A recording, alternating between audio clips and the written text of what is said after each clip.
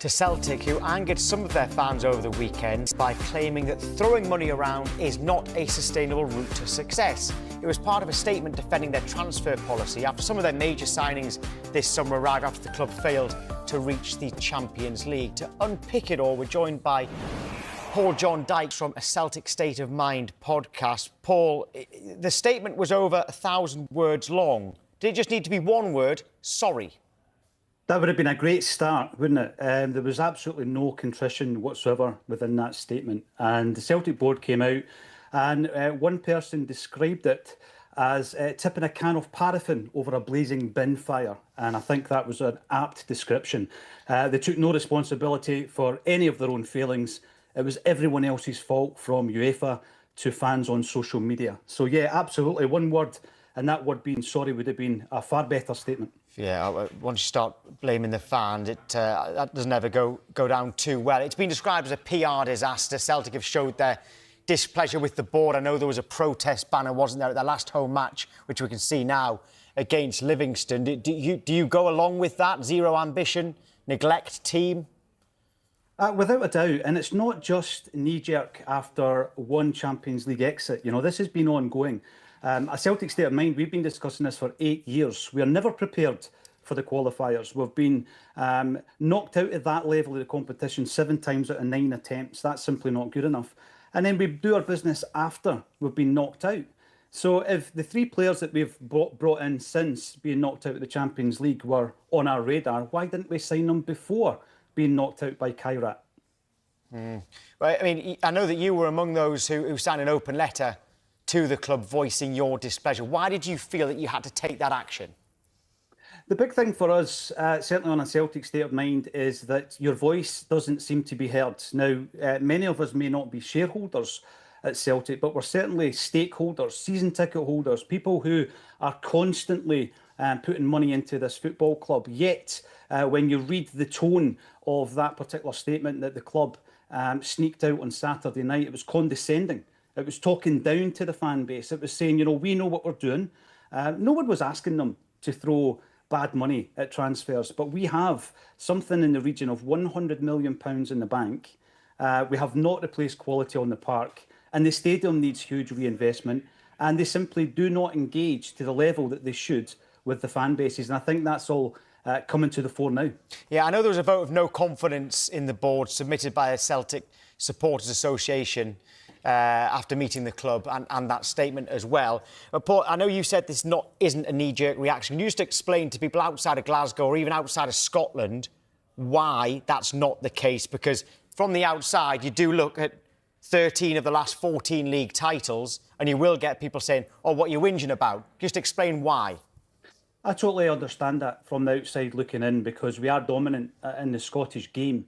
But I think it comes to the point where, what is your ambition? What is your vision for the club? Well, the first issue is they don't tell us what their ambition is. We don't know what the club's vision is for the next 3 to 5 years because it's not communicated with fans. But also, I'm going to go back to the Champions League endeavours and look at this season along with the other 6 exits from that stage of the competition. That's simply not good enough. Celtic should not be getting knocked out against Kairat. All respect to the football club themselves. But it's not the first time it's happened. It's been over and over again. The same issues, you know, going into this competition unprepared, trying to get the business done after we've been knocked out. And then again, you know, just feeding tabloids in Scotland with hit stories on the manager, following that up with this PR disaster.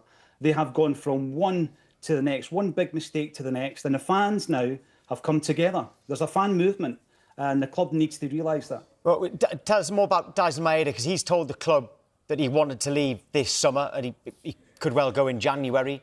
How concerning is it for you, once you're at a club like Celtic, it's quite rare that you see somebody publicly saying that they want to leave. And he's been there a few seasons and this hasn't happened before. So how much does that worry you as a fan? It's always a worry when you lose quality. It absolutely is. But when you look at the cycle of Dyson Maeda and his time at Celtic, last season was astonishing. He was our best player by a country mile. But he has been at the football club now for a number of seasons. And we, as fans, I think, appreciate that there is a cycle into that cycle and we move them on. Now, that normally can be offset by bringing in quality every transfer window, because someone else will be coming up to the point where they can step in for Dyson Maeda. We shouldn't be in a situation where we can't sell a player who wants to leave because we don't have the quality in the door. And that's what happened with Dyson Maeda. How worried are you about Brendan Rodgers' future? Because I'm assuming that you want Brendan Rodgers to still be your manager, but he could easily get a bit fed up, like the fans are. There's a bit of chaos going on at the moment at Celtic. And as I say, there was a story that ran in the tabloid press last week, and it was from a source within the club. And unfortunately, it was criticising Brendan Rodgers. Now, what I would say is that if Brendan Rodgers was to leave of his own volition, I don't think many Celtic fans would blame him under the circumstances. I hope he stays. I hope he stays and he gets the absolute maximum out of the group of players he's got to work with, regardless of whether or not club. We've got 3 tournaments domestically. We've got the Europa League to concentrate on now. We need to concentrate on that. The message is clear. It's all about backing the team, but challenging the board and asking the board for answers to the 7 questions that were in the open letter. Well, let's end with that then, because when it comes to the board, do you expect them to now engage with the fans more after this, especially when it's been considered a PR nightmare? Or could the reaction actually result in it getting even worse? They've got to communicate. That's a simple answer. When you look at the open letter to the football club, it's endorsed by around 400 different Celtic groups, be that Celtic supporters clubs, affiliations, associations, ultra groups, podcasts like A Celtic State of Mind. And that represents tens of thousands of Celtic fans who are saying to the board of directors, you've got to speak to us and we've got to improve this situation.